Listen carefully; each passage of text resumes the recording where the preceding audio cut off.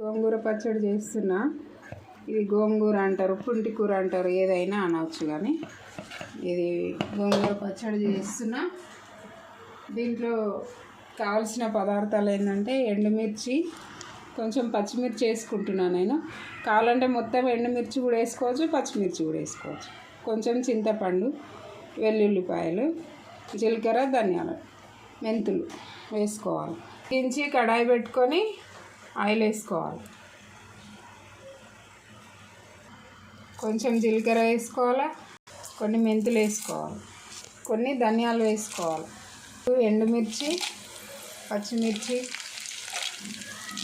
వేసుకొని మాడనివ్వకుండా మంచిగా కలుపుకోవాలి. అన్నిట్లో నూనెలో ఇట్లా వేగుతుంటే టేస్ట్ బాగుంటుంది. 15 రోజులు, 20 రోజులు, నెల రోజులైనా నిల్వ ఉంటుంది. పచ్చిమిర్చి వేయకపోతే ఓన్లీ ఎండుమిర్చితో అయితే. ఇట్లా వేగుతున్నప్పుడే దీంట్లో క్లీన్ చేసుకున్న చింతపండు వేసుకోవాలి, వెల్లుల్లిపాయలు వేసుకొని మంచిగా కలుపుకోవాలి.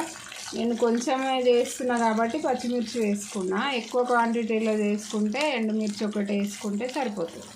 కొంచెం పసుపు వేసుకోవాలి. ఇట్లా కలుపుతూనే ఉండాలండి, మాడిపోతుంది. ఎండుమిర్చి మాడిపోతే పచ్చడి చేదు వస్తుంది, టేస్ట్ బాగుండదు. ఎక్కువ కరివేపాకు వేసుకోవాలి. ఇట్లా మంచిగా వేగించుకోవాలి. కరివేపాకు కూడా పచ్చివాసన పోయేంత వరకు మంచిగా వేగాలి. వేగిందండి. వేగిన తర్వాత దీన్ని మిక్సీ జార్లోకి తీసుకుందాం. కొంచెం ఆయిల్ ఉందండి, ఈ ఆయిల్లోనే గోంగూర వేసేసుకోవాలి. ఇట్లా మంచిగా కలుపుకోవాలి.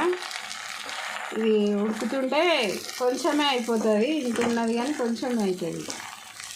అయితే గోంగూర తినడం వల్ల ఐరన్ పెరుగుతుందండి. ప్రెగ్నెంట్ లేడీస్ అయితే రోజు తప్పి రోజు తింటే మంచిది.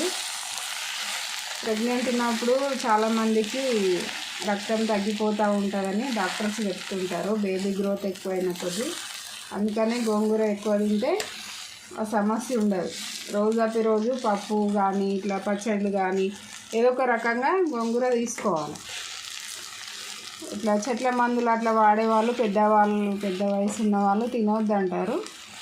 కానీ ఎవరు తిన్నా కానీ మంచిది. అట్లా మందులు వాడేవాళ్ళు డాక్టర్ సలహాతోటి తీసుకుంటే మంచిది. కానీ మంచిగా మగ్గిపోయిన తర్వాత దీన్ని స్టవ్ ఆఫ్ చేసుకొని చల్లారబెట్టుకోవాలి. ఇప్పుడు మనం ముందు చేసుకున్న మిర్చి అవన్నీ ఫ్రై చేసుకున్నవి కూడా అవి మంచిగా చల్లారిన తర్వాతనే మిక్సీ పట్టుకోవాలి. వేడిగా పట్టుకోవద్దండి, అంత మిక్సీ పైనకి లేస్తుంది, ఖరాబ్ అవుతుంది. మనం మిక్సీ జార్లో సాల్ట్ వేసుకుందాము, తగినంత ఉప్పు వేసుకొని ఇది మిక్సీ పట్టుకుందాం. ఇది ఇట్లా మిక్సీ పట్టుకున్న తర్వాత దీంట్లో గోంగూర వేసుకొని మిక్సీ పట్టుకోవాలి. ఇట్లా మిక్సీ పట్టుకున్నాక దీన్ని తాలింపు పెట్టుకుందామండి.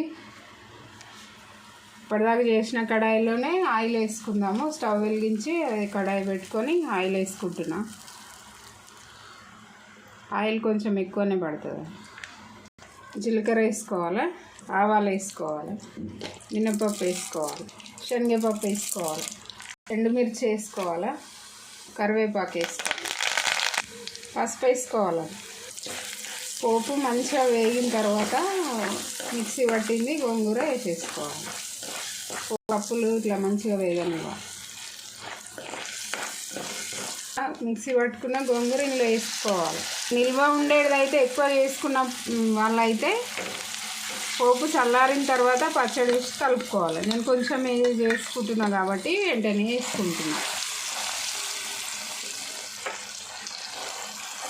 ఇట్లా మంచిగా ఆయిల్ అంతా కలిసేటట్టు పచ్చడిలోకి కలుపుకోవాలి. అంతే, ఇంతేనండి. గోంగూర పచ్చడి అయిపోయింది. మీకు కూడా నచ్చితే చేసుకోండి, చాలా బాగుంటుంది. ఇట్లా ఇంకా నిల్వ కూడా ఉంటుంది. ఓన్లీ ఎండుమిర్చితో చేసుకుంటే నిల్వ ఉంటుంది.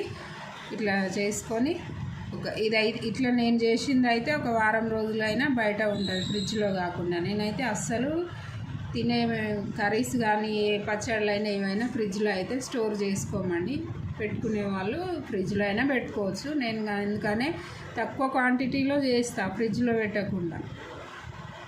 ఓకేనా అండి? నా వీడియో నచ్చితే లైక్ చేయండి, షేర్ చేయండి, సబ్స్క్రైబ్ చేసుకోండి. Thank you.